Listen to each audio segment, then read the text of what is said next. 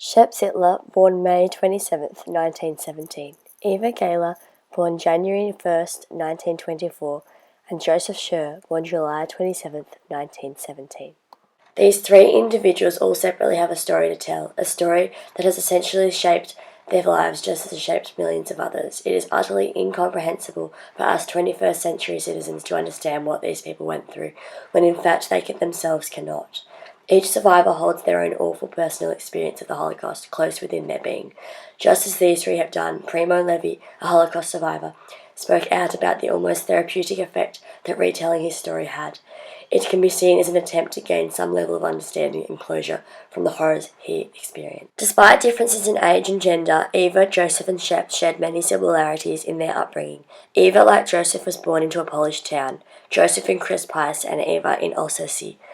Here, the 7,000 person population, where 50% were Jewish.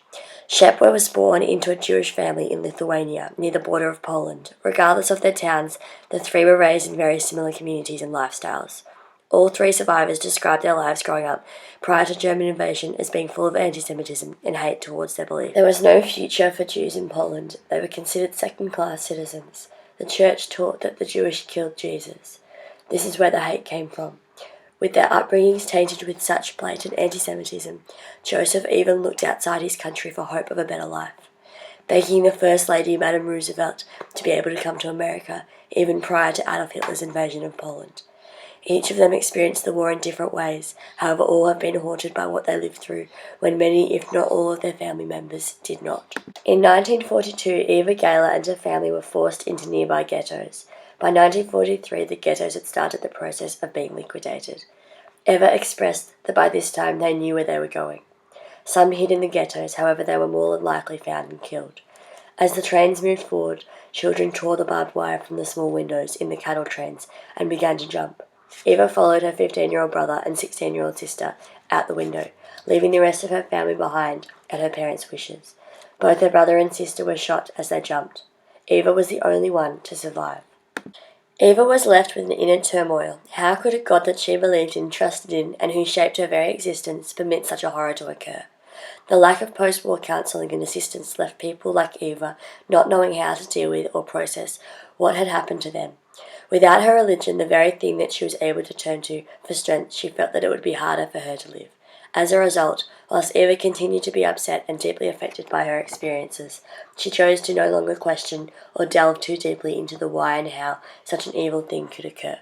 Whilst the young and impressionable Eva felt that the answers to her questions were too horrible to learn, on the other hand, Shep felt that this very same Holocaust horrors were his duty to share. In February 1939, Shep Zitler was drafted into the Polish army, to which he described as his own private hell.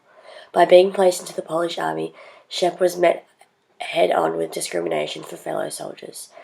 There was a strong hatred throughout the Polish army, even 6 months before war broke out between the Poles and the Germans. The common consensus was that the Poles were first going to take care of the Germans, then going to take care of the Jews, and they never let the Jewish soldiers forget it. Shep entered the war fighting his first enemy, the Germans, whilst fighting alongside his second enemy, the Poles. In September 1939, Shep and his regiment were captured and sent to the prisoner of war camp. Because Lithuania was not at war with Germany, Shep was seen as a Lithuanian Jew and not Polish. Therefore, he was sent to a power labour camp instead of a death camp. Shep stayed within the labour camp for 5 years and 7 months. Throughout the war, 11 Lithuanian survivors from his regiment stuck together until the end, when they decided to flee the country. Following the termination of war, Shep discovered that he and his sister were the sole survivors of their family. Joseph, like Shep, was chosen early on to be sent to work camps. Although they got there different ways, it was a selection that ultimately saw their survival. Hitler was building a highway in the east and commanded workers to be sent there. Joseph was forced to go, leaving his new wife and family behind. Out of the 1,000 men that started out at the road, only 3 survived. He was one of those 3. Returning to the ghetto malnourished and traumatized, he found his family alive and thus accepted a position working alongside his brother in a factory. With no communication, it was a shock when he returned to the ghetto once again to find his entire family bar his new wife gone forever. The 10,000 left were moved into a smaller ghetto where they lived for another year. Joseph and his wife were lucky enough to find themselves in a working camp. They remained in the factory until the day the Russians came in to announce their freedom. Joseph and his wife, like Shep, moved to the United States in the years following the war.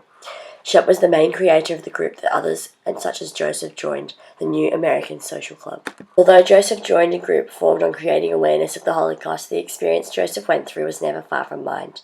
Some mornings I wake up and am so worn out I cannot go to work. I am free, but I am still in the concentration camp. You go through it again and again. In contrast, Shep committed himself to speaking out about the trauma he and others faced, in the hope that by speaking to 60 students or 40 students or 80 students, then they would know what the Holocaust did exist. Shep felt that it was important to never forget that they have been through hell in their lifetimes if they don't want the Holocaust to repeat itself. The Holocaust will always affect those who survived and those who have been born out of it. Despite the differences both during and after the Holocaust, the capacity of all three of these individuals to deal with these traumas and continue living is testament to them as people. All three survivors, Eva, Joseph, and Shep, continue to live their lives in the United States, all working and all having families of their own. Even in the face of serious adversity, human beings can push on. Nevertheless, their scars, visible or not, will forever be present.